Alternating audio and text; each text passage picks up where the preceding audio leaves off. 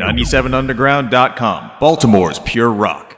Hello, this is Michael Spedden, and thanks for joining us today on the 97underground.com Michael Spedden Interviews channel here on YouTube. There have been many requests from both listeners and guests for us to make available our artist interviews so they can listen again or share with others.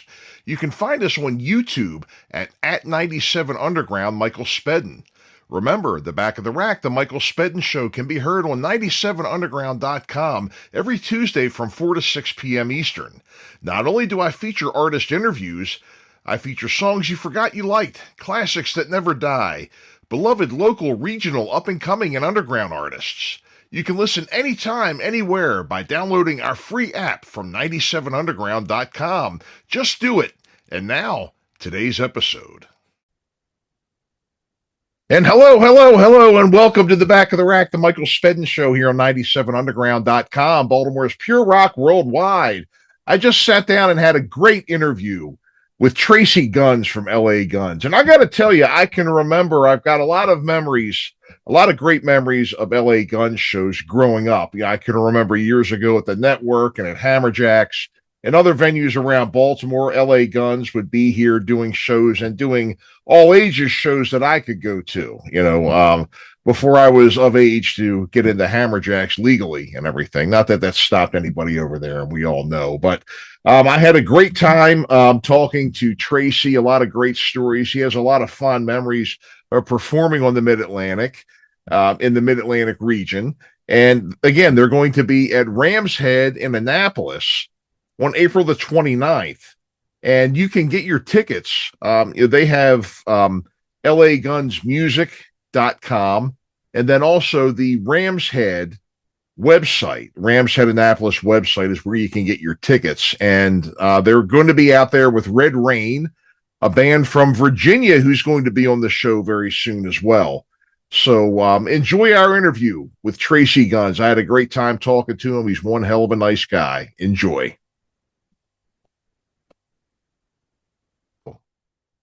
And welcome back to the Back of the Rack, the Michael Spedden Show here on 97underground.com, Baltimore's pure rock worldwide. And we are here today with Tracii Guns of LA Guns. They're going to be coming through our area here in Annapolis in just a few weeks. They're going to be down at Rams Head, of course. And it's great to see you. I mean, you guys, it seems like you're always around here at some time. Yeah. It seems, so what do you think? How's your tour going so far? Well, we just started on the Monsters of Rock cruise, and that's an easy one, because it's always sold out and everybody's raring to go. And we hadn't played in 3 months, so we were really pumped. And so that's kind of highlights what we're going to be doing on the upcoming tour. We might add a couple new songs because we have the new album coming out. Mm-hmm. But getting into your area pretty quick, 3 or 4 weeks from now, we're excited. We start on the East Coast this time, which means that we're getting on the bus here in LA and driving all the way across the country to start. So we'll probably definitely come up with a lot of ideas on that first, half a week trip across the country for our live set. Yeah. We're definitely looking forward to seeing you here. And you had mentioned, some memories that you had of performing in this area here. We had talked a bit about, of course, Hammerjacks. And then, Networks / AL Gators / Daytonas. Daytona. That's where I had seen you for the first time. I think you had done like a matinee teen show. Yep. And then maybe your show, that's when I had seen it was the all ages. Well, that was a long time ago. That I was barely 21, and I'm 59 now. But I remember it. The first place I broke a tooth with my talk box. Maybe that's why I have that memory. But yeah, and I played in that building many different variations of the band, and through ups and downs, it was always there. Now it's CBS, you say? Yeah, it is. It's a real tragedy that. But I guess on the other hand, too, if what can you do? You can't, the audience is gone, the building's just standing there. Yeah. What's going to happen? It's a real shame though, because it's and maybe you show your age when you drive around town and you can say to people, I used to play there. See that, you know, yeah, the little photomat building, that used to be a Oh, club, oh, I love it. I love it. I love it all. yeah. And so, yeah, a lot of people, and I was telling some folks I was going to have you on, and a lot of people remembered, the teen shows because, that was our time coming up. Of course, 97 Underground, I wasn't with them then, Right. but they were big, big supporters of the scene. Yeah. I didn't know if you had any interactions with 97 Underground back in those days Oh, either. of course, because when we came out all the way through our fourth album, all the radio stations were alive and well, Yeah. and sometimes, or most of the time, that's the first place we would go when we would pull into town, or the radio stations. Mhm. And while people are driving to work, we'd be on there screaming, "Hey, we're playing at Hammerjacks, we're playing at the network, whatever." But yeah, that was the first 5 years of my career, putting albums out. We had all that radio support, and so we were there bright and early. Before I drank coffee, so I'd show up with a Coke. Let's go. Yeah, I remember very, very well. Yeah, great. I mean, so network we had mentioned, network Gators. How about Hammerjacks? Oh man, I had some wild shows there. Everybody had wild shows there. Oh, the mm-hmm. With the bartenders, on the side, and you're looking out from the stage, everybody going bonkers. That was Mm-hmm. the first place I ever got on stage drunk. Uh, Oh, yeah, I was walking in because my friend Jana, she was kind of like the managing barmaid there, and we had went out for dinner and like shopping during the day, and so I came in through the front of the club instead of going around the back, not realizing that it was a sold out show and that people were already there. mm-hmm. So it was getting close to showtime, so we got back to Hammerjacks, and I'm walking through the front. I'm like, oh shit. So I walked through the crowd, and right when I got to the bar, stage left, some guy's like, "Hey man, I got you a shot of tequila," you know, and I was like 22 and not a big drinker at all, and I couldn't say no. You know what I mean? Mm-hmm. How do you turn? I was like, "Oh, thanks," and he starts yakking away. I do the shot, and I go, "I got to go play. Let me get you one more," and I'm like, "Oh." Gave me that second one, 2 shots of tequila, and I'll never forget this. I go on, I'm feeling great. I'm like, a fresh body with new alcohol. And, I think I'm ripping, I'm killing it, and then I get on the bus after the show. We always would record the show on a cassette. Mm-hmm. And I put it on, and I was playing a half step out of key the whole show. Oh no. The entire show. Like, not even is there 3 minutes of me playing in key.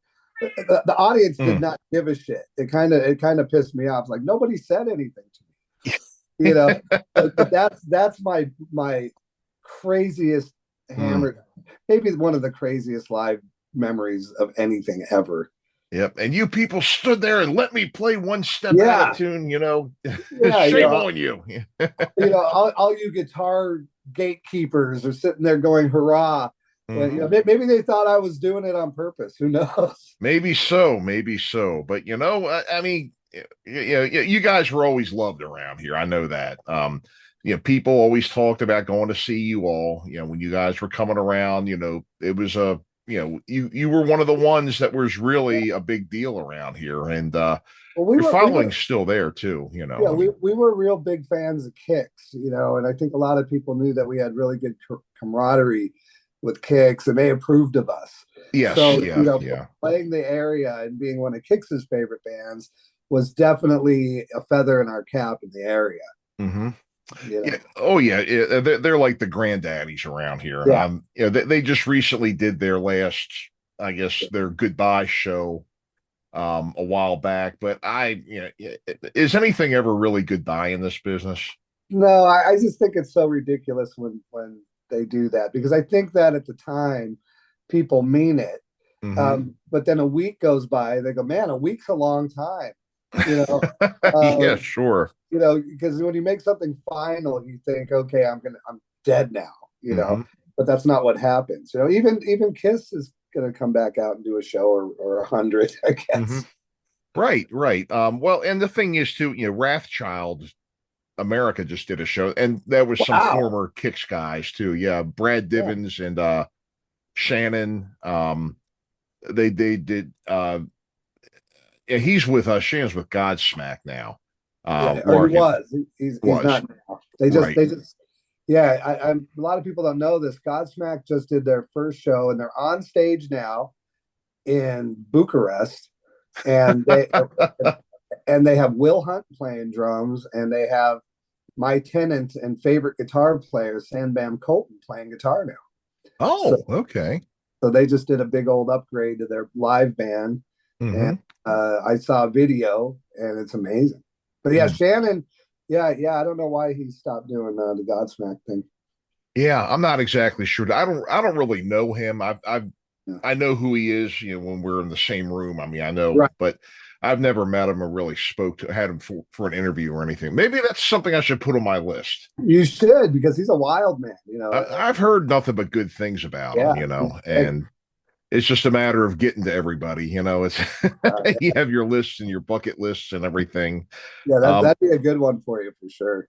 Oh, I'm sure it would be. And so you have a brand new album coming out. It looks like it's going to be out in early April, so it's just a week or two away. Yeah, April 4th.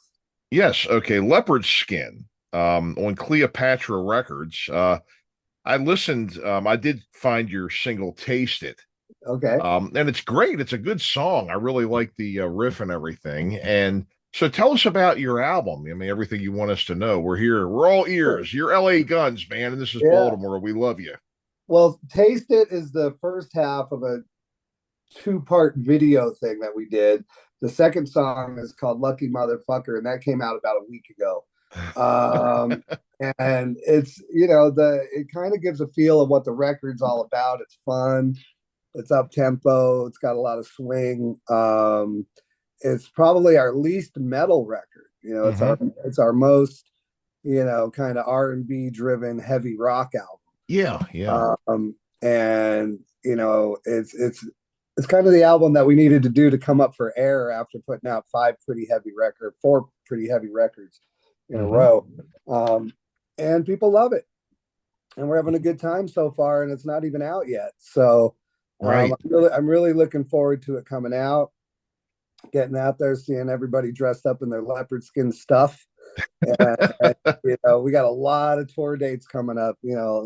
Between now and New Year's, it's like 85 shows in the States alone. And the rock just keeps rolling. Yes. You had just finished doing one of the rock cruises too. Yeah, the Monsters of Rock cruise we just came up. So how did that go? Tell us about that.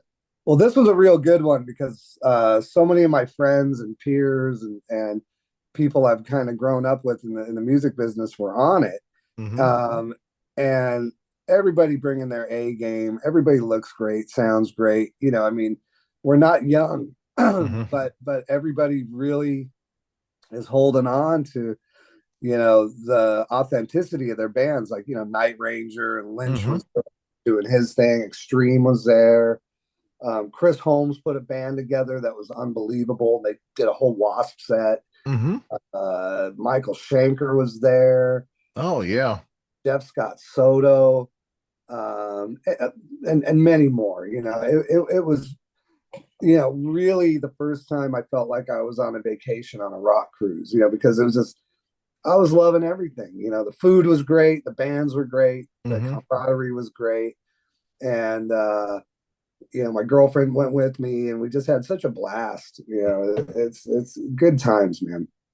It sounds like you had a great lineup there, just mentioning the names that you'd mentioned. Jeff Scott Soto is a friend of the show too. I've had him on here, and funny guy, real nice guy too.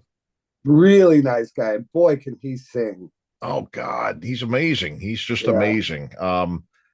If there was ever a rock and roll Hall of Fame for like utility guys, because he's gone into that role into so many different acts, I think he ought to be there. There really should be something like that, some kind of the real guys that made it all happen, Hall of Fame. Yes, yes, like the Wrecking Crew and right, right. the great guys that made the music happen. Oh yeah. Which isn't always the front men, which isn't always the people in the band that really make the great stuff great. When rock and roll, it's always taken a village to make a band happen. I mean, it could be one guy's idea, but you got to have that support team of great musicians, great managers, and things like that to really make it go.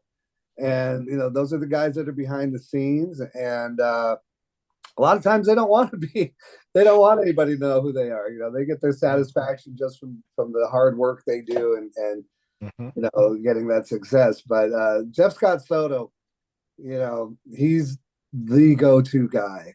He really is. He really is. I had a great time interviewing him because we had seen him with Yngwie, and he told us a couple of the Spinal Tap stories, besides, the things that are going on here. That went on with him, touring and recording with him and everything. But, some funny stuff too that happened. And that's something I like to ask about. And I guess while we're talking about that, I mean, you've been around a long time. I'm sure you've probably had a few Spinal Tap incidents here and there, huh? Well, the whole thing is Spinal Tap, isn't it? I mean, they got it right, and now I guess we're getting a Spinal Tap 2 in a month or so. Oh wow, yeah. That I'm sure will be a very accurate update of the past 40 years after I can't wait to see what they put in there. I really cannot wait to see what they spoof and the things that they find that are funny and that they're going to want to put in there. Leave it to them. Yeah, that's the really greatest thing about LA Guns and in the humility of being in a band that's had something like 50 or 60 member changes and things like that. We finally gotten to a point where we're such a happy family band in the past 4 or 5 years that we're able to look at all those ridiculous times and just laugh now. Oh yeah. Because there's always toxic people around, and we somehow managed to get rid of every single toxic human around us. And it really makes the clouds part when that happens. It's like wait, nobody's bitching about the French fries. Nobody's oh yeah. Everybody's kind of an adult now, and that's what I found on the Monsters of Rock cruise is all these band members and all these bands, everybody getting along, very little, no drama. Right. And it's nice to see that that's where, my scene ended up. It's here. Right. Well, it's, and you can say the same thing around, with us, with the Mid-Atlantic is more of like a local, like a small town feel to our scene. I mean, you've played on it and everything here too. And, we all know each other. Right. When we may have had like a bit of a rivalry when we were young and full of piss and vinegar and everything. But nowadays we all know each other. We're all friends. This person's replaced this guy in the band. This guy sat in with this band or played with that one. And that's what it all comes down to at the end. And especially too, and you had just mentioned a little bit about the Wrecking Crew and like Hired Guns. There was a documentary. There was actually about that. Yeah. But it's funny about the rivalry because I remember before we were really, going, there was like some kind of rivalry between DC, NYC, and Ohio. At the end of the punk rock scene, kind of this weird. You guys had like the straight edge scene, and then New York was the filthy, dirty punk rock scene, and then Ohio was kind of the rockin' new wave thing. And I remember reading the fanzines back then, when I was in my late teens about, people motherfucking each other and stuff. And I thought it was so cool. When you're 18 and you're reading all this stuff and, you're just kind of, you've gone through puberty and you're like, yeah. And, it was fascinating. And a lot of those bands are still around too. A lot of the musicians from like Minor Threat and stuff. but yeah, I think the United States music scene has always, kind of been a life cycle. Mm-hmm. Yeah. Where the guys that stick and they end up doing something else within the music industry and just keep going, and it's so healthy here, and every time a scene temporarily dies, it's amazing now at my age to see how people bitch and moan and whine and cry and blame it on everything else, but it's just music, man. People like music. If they like your music, they're not ever going to not like your music. It's pretty simple. Oh, and if absolutely. they don't like your music, they're never going to like your music. Exactly. Yeah. Right. And you'll know pretty soon out. Yeah. Oh, you'll know. Yeah. It'll make itself very, very apparent to you at that time. It does. It does. Yep, it does. So, you've gotten the band now. I was just looking at the lineup, and where did I put my notes here? Here it is. Here it is. Johnny Martin on bass, of course, you on guitar, Phil on vocals, Ace Von Johnson on guitar, and Sean Duncan on drums, brother of Jeff Duncan from Armored Saint. I just saw Armored Saint with Wasp about a year or so ago, too. Yeah, they're great, right? Oh, they were great. Yeah. Wow. Yeah, the Duncan brothers, we grew up in the same scene at the same time. They had Odin, that was their first band, and they still play. As a matter of fact, they're playing the Rainbow Anniversary Party this year. And then we also have Adam Hamilton, who's our studio drummer. So we really have two drummers, which is really nice because I don't have to stress Sean out, and I don't have to stress Adam out by pulling him away from his family. You know what I mean? So yeah, we, like I said, it takes a village to make these records, and then Phil has a lyricist, songwriting partner in New York named Mitch Davis. And and then I have all the super nerd guitar builders and amp builders, pedal builders that are my helpers, my mother's little helper. And so when we go into making a record and putting a tour together, we really have a good time, talking to all our friends and stuff that make this happen. It sounds like it. It really sounds like it. And that's really got to be that's got to be the name of the game, the teamwork and everything. And and getting to the point again, you had mentioned where people are grown-ups now. You're not dealing with the things that you dealt with, and that I know about it. There's a lot of other acts around here when you sit there and you just think about what could have been because of that stuff, Oh yeah, I mean, that's the thing with me is I've always been a community guy. I went to summer camps. My parents were kind of foul hippies, so we we always lived, kind of these small hippie compounds when I was growing up. So I've always been like, within a thing. And one of the toughest things was being in the band, being younger, 6 or 7 years younger than the next guy.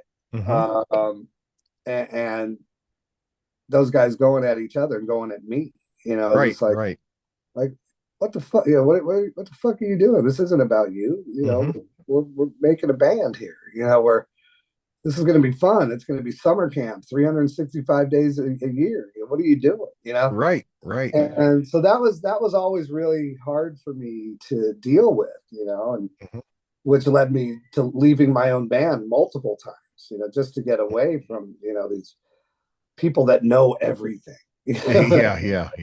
And they're right about everything. But, that's all done now. Yep. Now, where did you grow up? I grew up in LA. I was born here. Oh, okay. LA. Okay. Los Angeles. Hollywood. Yeah, I'm a Hollywood kid. Oh, is that right? Well, that's the thing is, I'd say probably about 1 out of every 100 people that lives out there is native, I'm guessing, right? Yeah, probably not even that much. Yeah. The same thing with New York, really too. Yeah, of course. Yep.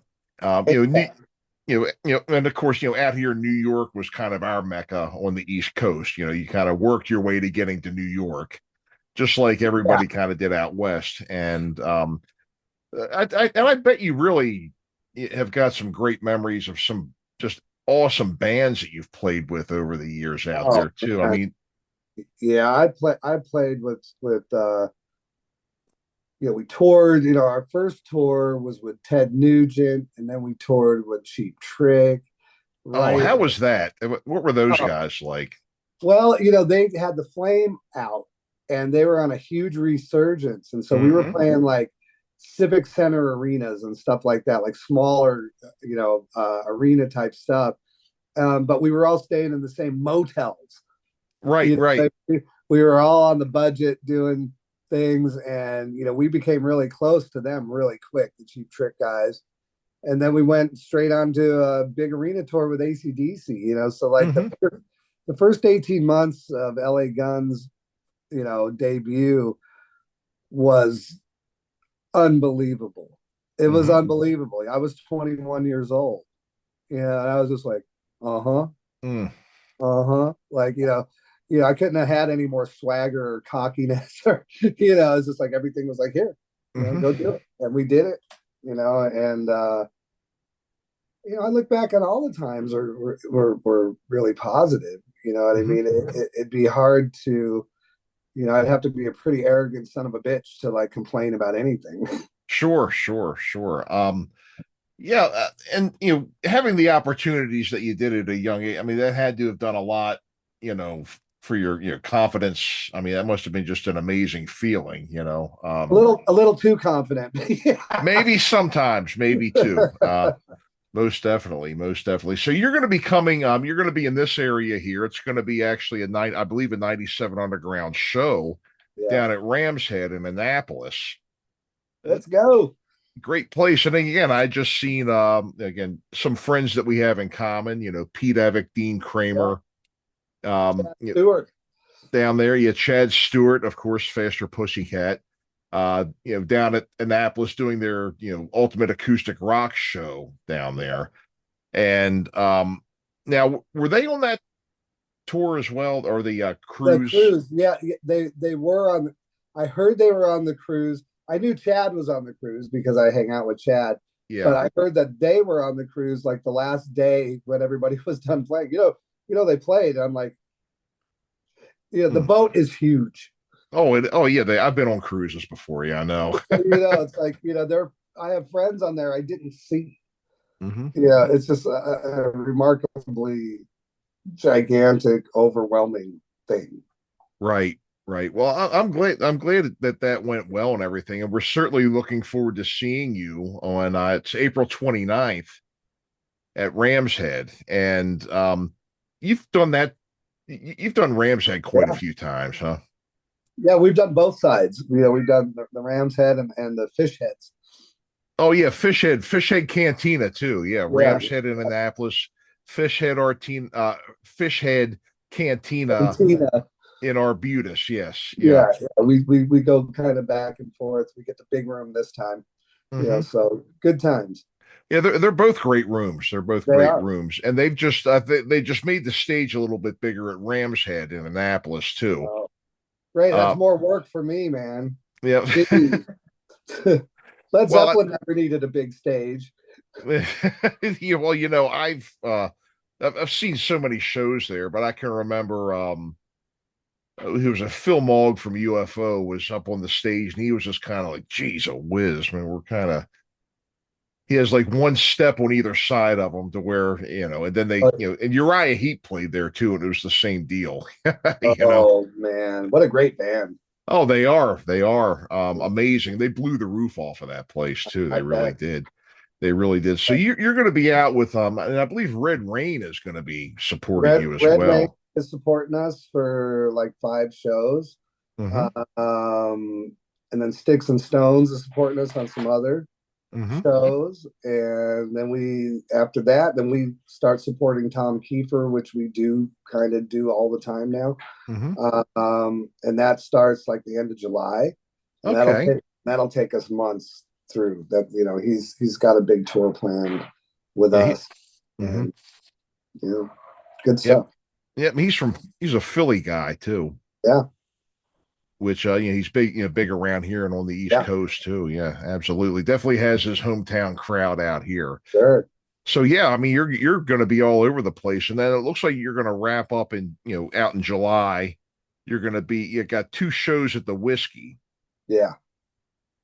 And I'm sure you probably no stranger to that place either, huh? We play there every New Year's Eve, and we play there twice during the year. So we play there 3 times a year. That's our home base, and we're their home band. We're the Whiskey House Band now. More or less, yeah. I know another band. There was one that guys that used to play with the Doors years ago that I've had on the show. You know the Sloths, Tommy McLaughlin. So. They used to open for the Doors years ago, and they just did a comeback album like in 15. Wow. They're kind of they're not really metal. They've got a hard edge, but they're closer to that surf style. Oh, I love that kind of music. Yeah. Well worth checking out. But they just did like an anniversary show at the maybe to commemorate the Summer of Love, maybe. I can't remember. Okay. That makes sense. Not too long ago. So great. Well, look, I appreciate you coming and being with us today, Tracii. It was a wonderful chance to go down memory lane here. In the 60 seconds we have left, anything else you want to plug, a website, if you want to give your website address or anything else? Yeah, I mean, everything is at LA Guns. Our website is lagunsmusic.com. And, let's keep the rock rolling. Absolutely. And I look forward to lagunsmusic.com. Folks, that's where you can go and get all their dates, all the information, everything you want to know about LA Guns is there. Yeah, and we do meet and greets, and that's where you sign up, and tour dates are there, direct links to music and videos and everything. It's our little hub on the internet. Their little hub on the internet. Well, folks, and make sure you get out and see them again, April 29th at Rams Head on stage in Annapolis. It's going to be a great show that night. Red Rain is going to be there with them, some local favorites from Virginia. So get out and support our scene, folks, and we will see you next time. We'll be back with the Back of the Rack right after these words. Don't go anywhere. And hello, and you're listening to the Back of the Rack, the Michael Spedden Show here on 97underground.com, Baltimore's Pure Rock Worldwide. Don't forget, you can catch our show every Tuesday from 4 to 6 p.m. Our replay is every Wednesday from 2 to 4 a.m.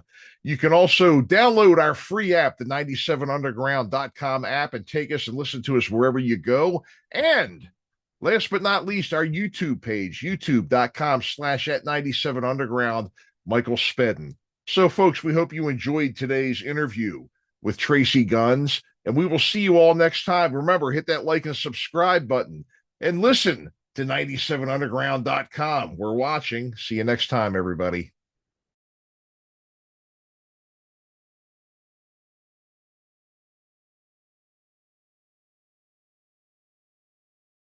And thanks again for listening to 97 Underground, the Michael Spedden interviews, and we hope you enjoyed today's show. Remember, download the free app from 97underground.com so you can listen to us wherever you go. The Back of the Rack, the Michael Spedden Show, can be heard on 97underground.com every Tuesday from 4 to 6 p.m. Eastern. Thanks for listening, and we'll see you next time. Listen anytime, anywhere. Metal. Worldwide metal, 24/7. 97 Underground.